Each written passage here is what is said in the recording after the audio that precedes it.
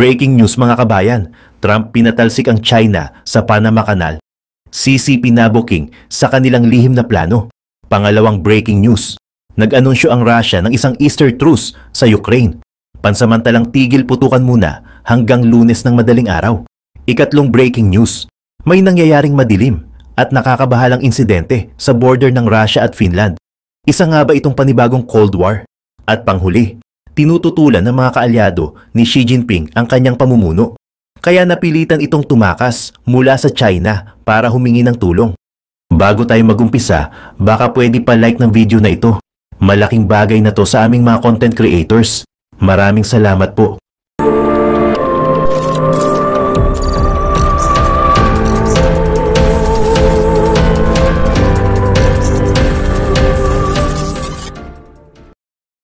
Matinding pahayag mula kay dating US President Trump. The US will not allow Communist China to threaten the canal. Ang ibig niyang sabihin, hindi dapat kontrolado ng China ang Panama Canal. At kung kinakailangan, babawiin ito ng Amerika. Pero teka lang, hindi ba't Panama ang may-ari ng kanal? Totoo yan. Pero ang mas nakakagulat, ang operasyon nito hawak ng mga kumpanyang may matinding koneksyon sa Beijing. Kaya hindi kataka-taka nang sabihin ni Trump, "We gave it to Panama and now we're taking it back." Bakit big deal ang Panama Canal? Dahil 5% ng global trade ang dumadaan dito at may bagong banta, isang kanal sa Nicaragua na kung saan may kamay raw ang China. Parang rerun ng Beijing-style geopolitics. Pasimple pero pang matagalan. Meron itong pattern. Noong 1967, isinara ng Egypt ang Suez Canal laban sa Israel ng 8 years. Ang resulta, naparalisa ang ekonomiya ng Israel. Ganyan ka-critical at kahalaga ang isang kanal. Ganoon din ang Panama Canal. Bago ito, mahigit 100 araw ang biyahe mula Atlantic to Pacific. Dahil 5% ng global trade ang dumadaan dito at may bagong banta, isang kanal sa Nicaragua na kung saan may kamay raw ang China. Parang rerun ng Beijing-style geopolitics. Pasimple pero pang matagalan. Meron itong pattern. Noong 1967, isinara ng Egypt ang Suez Canal laban sa Israel ng 8 years. Ang resulta, naparalisa ang ekonomiya ng Israel. Ganyan ka-critical at kahalaga ang isang kanal. Ganoon din ang Panama Canal. Bago ito, mahigit 100 araw ang biyahe mula Atlantic to Pacific. Delikado pa sa Cape Horn, pero dahil sa kanal, 20 to 30 days na lang ang haba ng biyahe. Mula 13,000 nautical miles, naging 5,200 na lang ito. Year 2024, $5 billion ang kinita ng kanal, katumbas ng 4% ng GDP ng Panama. Hindi lang ito basta daanan, isa itong lifeline na ng ekonomiya. Alam mo bang, ang original plan ng US ay hindi sa Panama kundi sa Nicaragua? Mas mura at may natural lake pa. Pero dahil sa psychological warfare ng France, umatras ang US at binili ng $40 million ang unfinished Panama Project. Ngayon, bumabalik ang kasaysayan, Nicaragua, China at muling pakikialam ng Amerika. Ang tanong, mapipigilan ba ng US ang ambisyon ng China sa critical trade routes? Akala ng iba, tapos na ang US-Panama issue. Mali. Noong una, nasa ilalim ng Colombia ang Panama. Pero dahil tinanggihan ang Canal Treaty, tinulungan ng US ang Panama na maging independent. Agad ring pinirmahan ang treaty, pabor sa Amerika. Sa loob ng 85 years, Amerika ang may kontrol sa kanal. Noong 1999, ibinalik ito sa Panama, pero sa ilalim ng Neutrality Treaty, may karapatan pa rin ang US na makialam kung malagay sa panganib ang kanal. Bakit ito mahalaga? 72% ng goods na dumadaan sa kanal, konektado sa US, at China ang pangalawa. Kung mablock sila, dagdag 6,000 miles sa kanilang biyahe at 2 linggo sa ruta. Malaking abala sa gastos at oras. Kaya as early as 2013, sinubukan ng China ang Nicaragua Canal Project sa tulong ng HKND ni Wang Jing. Pero nabigo ito, kulang sa pondo, issue sa ruta at bumagsak pa sa stock market si Wang. Akala ng lahat, tapos na. Pero nitong 2024, muling binuhay ang proyekto. This time, kasama na ang gobyerno ng China. Ang plano, $64.5 billion interoceanic canal, revised route at hindi na private venture kundi strategic partnership na. Kapag natuloy, hindi lang Panama Canal ang may kakompetensya. Posibleng magkaroon ng bagong global trade route na kontrolado ng Beijing. Para makatipid, gagamitin ang Lake Solotlan sa halip na maghukay ng panibagong kanal. Mas mura, mas mabilis at natural na ruta para sa cargo ships. At kahit hindi pa kumpirmado kung China ang full funder, andun na sila. May dala ng equipment, personnel at gumagawa na ng infrastructure, airport, coastal roads, railway sa Granada at posibleng koneksyon sa Bluefields. Bakit China? Dahil sila lang ang willing mag-invest ng ganito kalaki, lalo't kasama ito sa Belt and Road Initiative. Si President Ortega, kumala sa Taiwan noong 2021 at lumapit sa Beijing. Kapalit, US sanctions at pinutol ang gold exports ng Nicaragua. Ngayon, nakasandal na si Ortega sa China, pero delikado ito. Baka maulit ang nangyari sa Sri Lanka, Djibouti at Pakistan kung saan ang mga port projects na uwi sa military base. Pag natuloy ang kanal, baka mga warships na ang dumaan.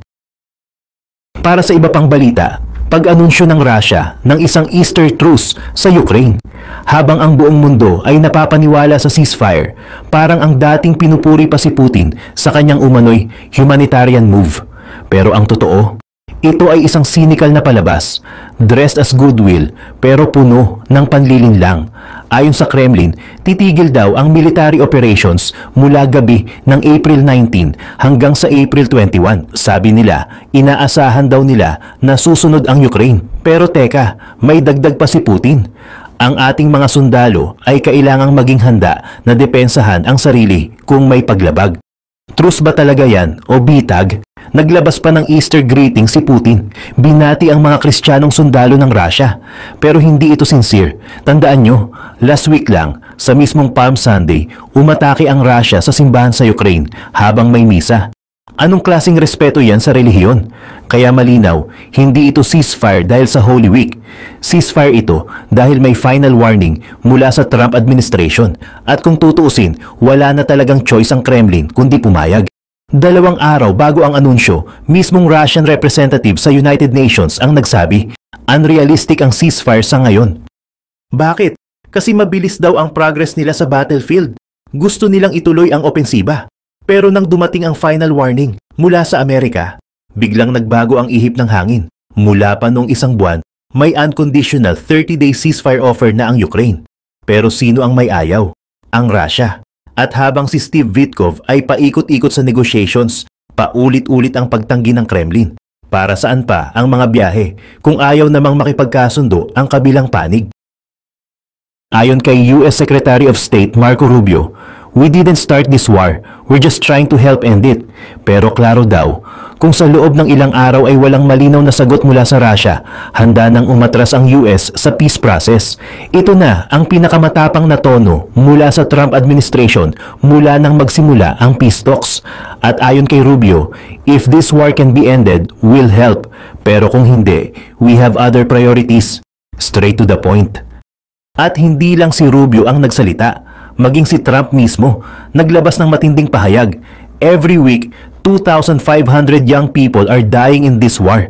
Kung may isa sa dalawang panig na ayaw makipag-ayos, then they are fools. Sabi ni Trump, kung may isa sa kanila na nagpapahirap sa proseso, we'll take a pass. Matapang, direkta, at malinaw ang mensahe. Tapusin ang giyera o kami lalayo na sa usapan. Pero hindi ito ang uri ng ceasefire na inaasahan ng mundo. Tandaan, si Trump ang unang naglatag ng 30-day unconditional ceasefire proposal. Parehong panig dapat titigil, tapos mag-uusap para sa pangmatagalang kapayapaan. Yun sana ang layunin ng 30-day ceasefire, unconditional peace. Sumangayon naman kaagad ang Ukraine, walang hinihinging kapalit. Pero ang Russia, ang sagot, no, gusto namin ng 200 conditions before we even talk about peace. Hindi ito ang usapan. At hanggang ngayon, hindi pa rin sumusunod ang Russia. Imbes na 30 days, ang inalok nila, 30 hours lang. Narito ang sagot ni President Zelensky. This is all just Russians' cop. They want headlines, not peace. The US made the proposal. Ukraine responded, but Russia ignored it. Ang panawagan ni Zelensky, silence in response to silence. Peace kung may peace, pero kung may opensiba, ang Ukraine ay dedepensa. Ang Ukraine ay nagpropose pa na i-extend ang ceasefire beyond Easter kung magiging totoo ang katahimikan. Pero gaya ng dati, mukhang ito ay propaganda at hindi kapayapaan. Sa kasalukuyan, ayon sa Commander-in-Chief, ongoing ang mga Russian assault operations, walang tiwala sa salita mula sa Moscow. Kaya't ang Ukraine ay nag-respond rationally, strike for strike, at gaya ng inaasahan, sinira ng Russia ang ceasefire within an hour. May mga ulat ng artillery fire sa frontline at pati mga civilian building ay kanilang tinarget muli. Naglabas ulit ng pahayag si Zelensky. Hostilities continue. Russian drones are still active. Some areas are quieter, but our actions remain symmetrical. The 30-day ceasefire is still on the table. We await Russia's response. Ngayon, predictable na ang susunod na galaw. Last time, Russia claimed na it takes 48 hours para maiparating ang ceasefire orders sa frontline. Pero kung 30-hour lang ang ceasefire, paano ito mararamdaman ng mga sundalo? Mabuti na lang, may mga leader tulad ni US Congressman Joe Wilson na nagsasalita. Putin is a war criminal. He bombs bakeries, playgrounds while declaring a fake Easter ceasefire. He can end this war anytime. Tama. Kung aalisin ng Russia ang kanilang puwersa, matatapos ang giyera ngayon din sa lalong madaling panahon. At iyon ang katotohanan. Russia is not winning. Russia is breaking. At lalo pa itong pinatunayan ng kanilang mga fake ceasefire. Para sa sumunod na balita, April 15, 2025, isang matinding babala ang inilabas ng Finland. Mismong Deputy Chief ng Defense Command nila, Lieutenant General Vesa Virtanen, ang nagsabi, kapag natapos ang Russia sa Ukraine, kami ang susunod. Ang basihan, massive Russian troop build-up sa border. Satellite images mula 2023 hanggang ngayon, may bagong barracks, hangars at warehouse-type structures na sapat ang laki para sa mga armored vehicle. Mga 50 kilometro lang sa Finnish border. Tahimik pero agresibo ang kilos ng Russia.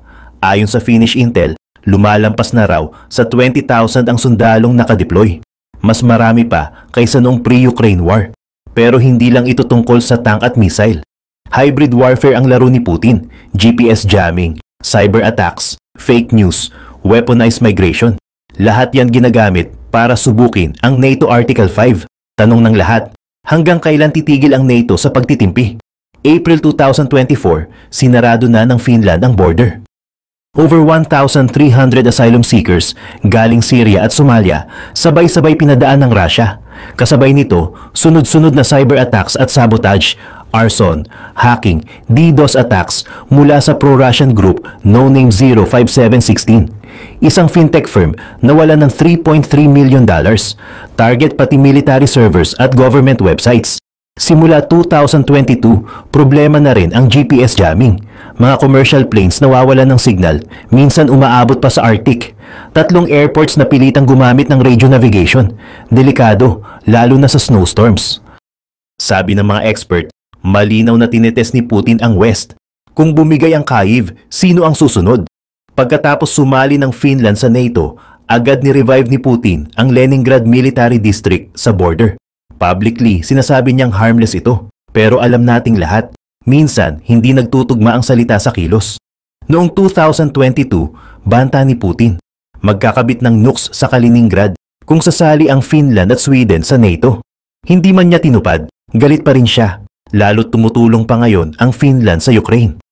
February 2025, nagbigay ang Finland ng $691 million military aid, hindi surplus, kundi fresh, brand new weapons mula mismo sa kanilang industriya.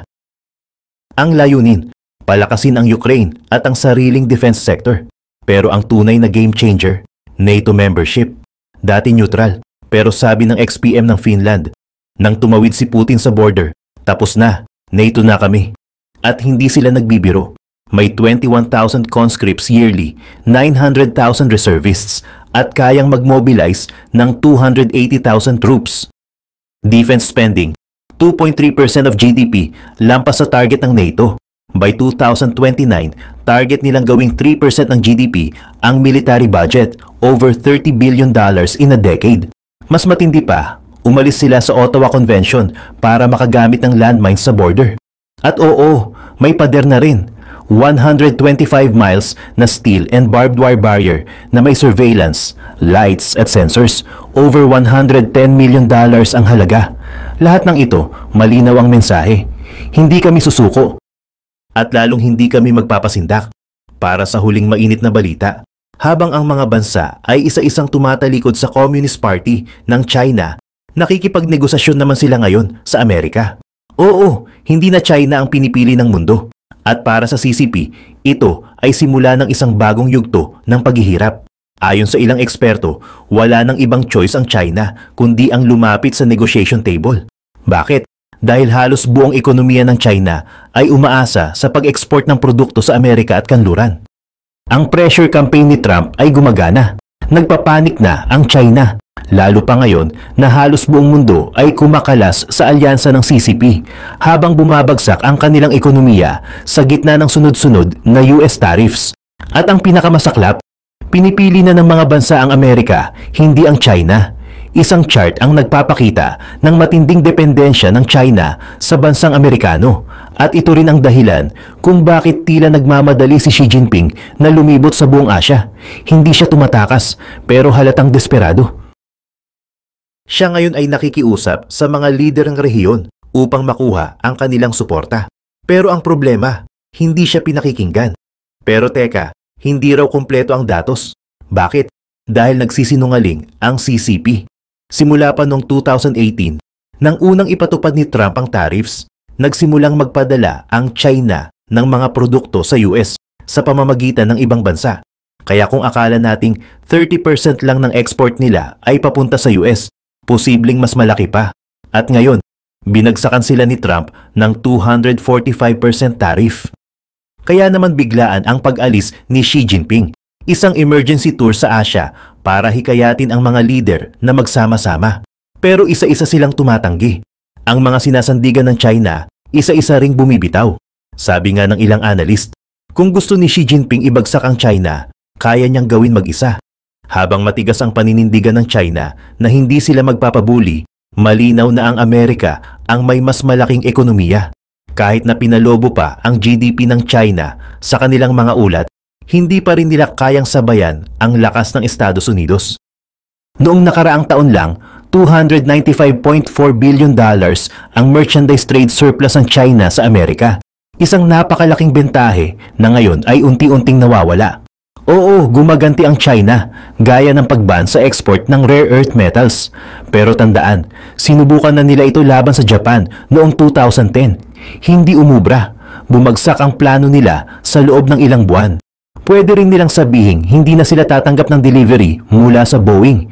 Pero kung ipagbabawal naman ni Trump ang pag-export ng parts, tiyak na maraming eroplano sa China ang grounded. Lahat ng galaw ni Trump ay may epekto. Pinipilit niyang pumili ang ibang bansa, Amerika o China, at halos lahat ay tumaya sa Amerika. May 90-day pause sa reciprocal tariffs si Trump bilang gantimpala sa mga nakipagnegosasyon. Pero may isang bansa lang na tumanggi, China. Nagpaliwanag pa nga si Trump. Yung iba natatakot pero kailangan ito. Walang ibang presidente ang maglalakas loob na gawin ito. Ako lang. Dahil kung hindi, patuloy tayong inaabuso sa trade.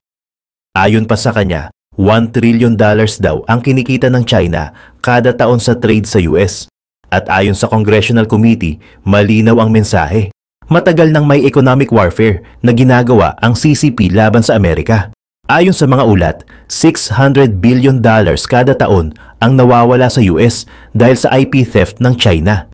Hindi lang ito simpleng pagnanakaw, ito ay sistematikong panggagaya, panlilinlang at panlalamang sa mga kumpanyang Amerikano. Ang mga produktong ginawa ng dugot pawis ng American entrepreneurs, kinokopya lang at binebenta pabalik sa US, kadalasan sa mas murang presyo at minsan gamit pa ang parehong brand name. At ang masaklap, wala silang pakialam. Hindi mo sila pwedeng kasuhan. Kahit magreklamo ka sa World Trade Organization, hindi nila sinusunod ang mga patakaran. Libo-libong reklamo, ni isa walang epekto. Tila walang kaparusahan sa kanilang mga pandaraya. At sa gitna ng lahat ng ito, ang CCP ay todo kayod sa pag-censor. Sa China, lahat ng post tungkol sa tariffs ay binubura. Hashtags, keywords gaya ng 104 na tumutukoy sa Chinese tariff sa US goods. blocked sa social media platforms gaya ng Weibo. May mga bot farm din sila na binabagsak ang ratings ng mga video na bumabatikos sa gobyerno nila. At ito pa ang nakakatuwa. Habang ipinagbabawal ni Xi Jinping ang Boeing sa mga airlines ng China, siya mismo ay sumasakay sa isang Boeing 747 bilang opisyal na eroplano. Oo mga kabayan, ang Air Force One ng China ay gawa ng Amerikano, hindi ng China. Simula nang inanunsyo ang Trump tariffs, nagpanik ang buong mundo. Dahil nga naman, ito na ang pinakamataas na taripa mula pa noong 1930s. At kung maalala natin, ang 1929, hindi maganda ang kinahinatnan. Kaya kahit takot ang marami, halos lahat ng bansa ay agad na nakipagnegosasyon, maliban sa isa. At alam nyo na kung alin yun. Ang kabuuang epekto ng hakbang na ito ay hindi lang para sa CCP, kundi para sa buong mamamayang Chinese. Ang sistemang dekada ng ginagamit ng China, panlilinlang, pandaraya, at pananakop sa merkado, ay unti-unting binabasag. At sa ilalim ng bagong administrasyon, tila hindi na makakalusot ang dati nilang laro.